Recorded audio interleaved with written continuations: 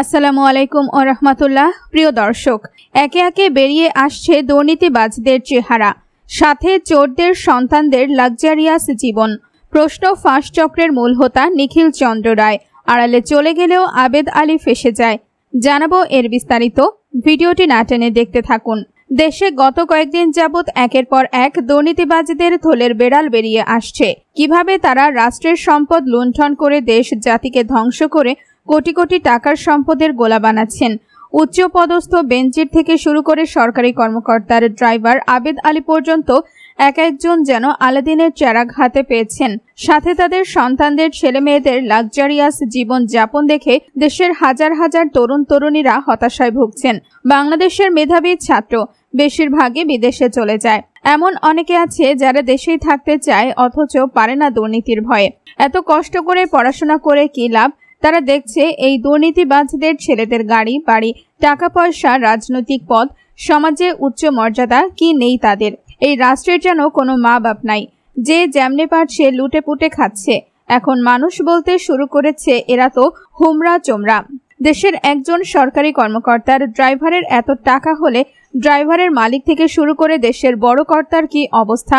গত কিছুদিন আগে ছাগলকাণ্ডে ফাঁস হয় চোর মতিউরের অঢেল সম্পদে পুত্র ও কন্যার বিলাসী জীবন। গত 2 দিন ধরে আরেক চোর ড্রাইভার আবেদ আলীর ছেলের বিলাসী জীবন সামনে আসতে থাকে।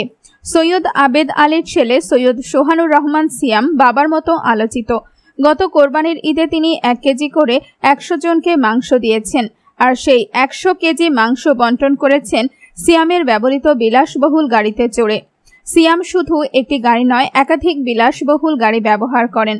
সিয়াম যেসব গাড়ি ব্যবহার করতেন তার সবই বিলাসবহুল। ভারতে লেখাপড়া করেছে সিয়াম। এরপর বাংলাদেশে এসে একটি ব্যয়বহুল বেসরকারি বিশ্ববিদ্যালয়েও করেন ছাত্রলীগ। নিজ উপজেলা মাদারীপুরের ডাসার ছাত্রলীগের পদ রয়েছে তার। আলোচিত ও আলোকিত এসব তথ্য আবেদ আলীর ছেলে সিয়াম ও আবেদ আলীর ফেসবুক থেকে পাওয়া। পিএসসির সাবেক এই ড্রাইভার সৈয়দ আবেদ আলী জীবন শুরু মাদারীপুরের ডাসার উপজেলার পশ্চিম বোতলা গ্রাম থেকে। 6ষ্ঠ শ্রেণীতে পড়া অবস্থায় ঢাকায় চলে যান।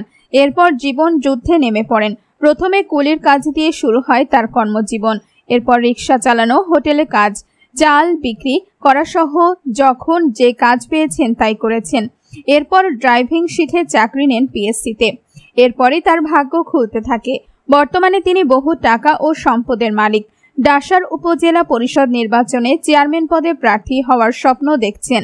গাড়ি চালক আবেদ আলী অন্তত 50 কোটি টাকার সম্পদের মালিক। ঢাকায় তার একটি 6 তলা বাড়ি, 3টি ফ্ল্যাট ও একটি গাড়ি রয়েছে। গ্রামের বাড়িতে রয়েছে ডুপ্লেক্স ভবন।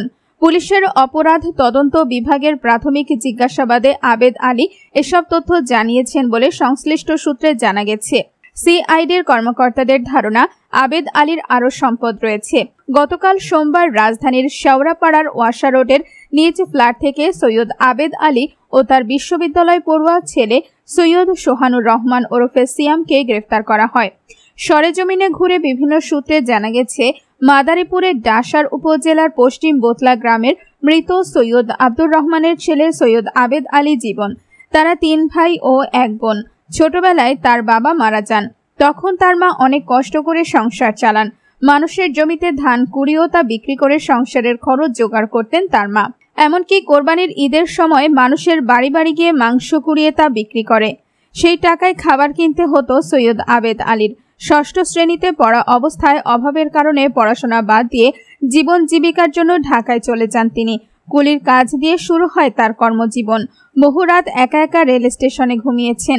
এরপর হোটেলে খাবারের প্লেট ধোয়ার কাজ, রিক্সা চালানো, চাল বিক্রি সহ যখন যে কাজ পেয়েছেন তাই করেছেন। এরপর রাতে কখনো কখনো ফুটপাতেও ঘুমিয়েছেন। এভাবেই তার ছোটবেলা কেটেছে। এরপর ড্রাইভিং শিখে পিএসসির চেয়ারম্যানের চালক হিসেবে চাকরি নেন।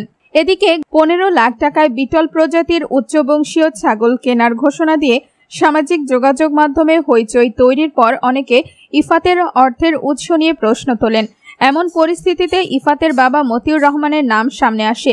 অনেকে তার অঢেল সম্পদের তথ্য দিয়ে ফেসবুকে পোস্ট করেন। একজন সরকারি কর্মকর্তার ছেলের 12 লাখ টাকা দিয়ে কোরবানির পশু কেনার সামর্থ্য হলো কি করে, সেই প্রশ্ন ওঠে। ইফাত ঈদের আগে রাজধানীর মোহাম্মদপুরের সাদিক এগ্রো থেকে একটি ছাগল কেনা ছাড়াও ঢাকার 7টি খামার ও একটি হাট থেকে 70 লাখ টাকার গরু কেনেন।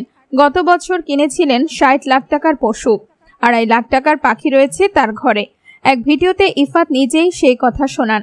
এছাড়া তার বাড়িতে রয়েছে মিশরের বাজরিগার পাখি, অস্ট্রেলিয়ার গালা কাকাতুয়া ও নানা প্রজাতির বিড়ালও। কিছুদিন পর পর দামি গাড়ি কেনাও তার নেশা।